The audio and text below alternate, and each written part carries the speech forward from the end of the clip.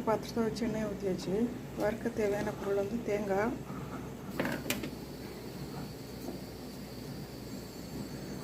சின்ன வெங்காயம் 10, கொஞ்சமாக கருவேப்பிலை,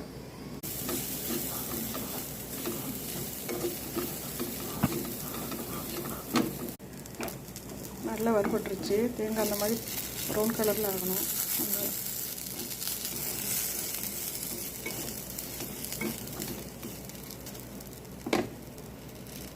2 ஸ்பூன் மல்லித்தூள், 1.5 ஸ்பூன் மிளகாத்தூள், இதையும் போட்டு நல்லா வறுத்துக்கணும்.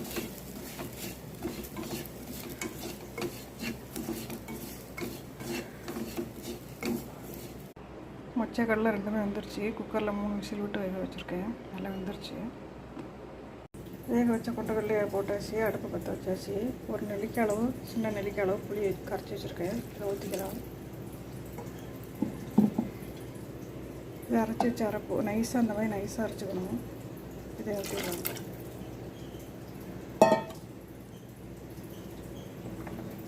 ஒரு முருங்கைக்காய் வேக வச்சு வச்சுருக்கேன். இதையும் போட்டுடலாம்.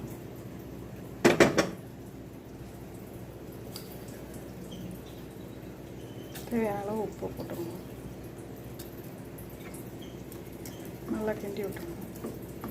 கொதிக்கணும், குழம்பு கொதிக்கணும்.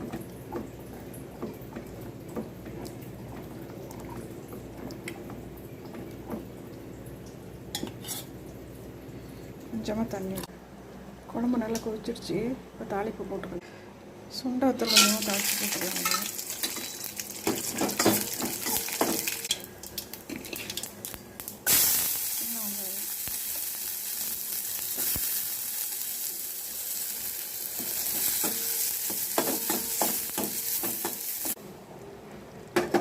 தாளிப்பு போட்டாச்சு. இது வறுத்த சுண்டை வத்தல் போட்டுடலாம். இது வடகம், குழம்புல போடுற வடகம் வறுத்து வச்சுருக்கேன். இதையும் போடலாம். கிண்டி விட்டுடலாம்.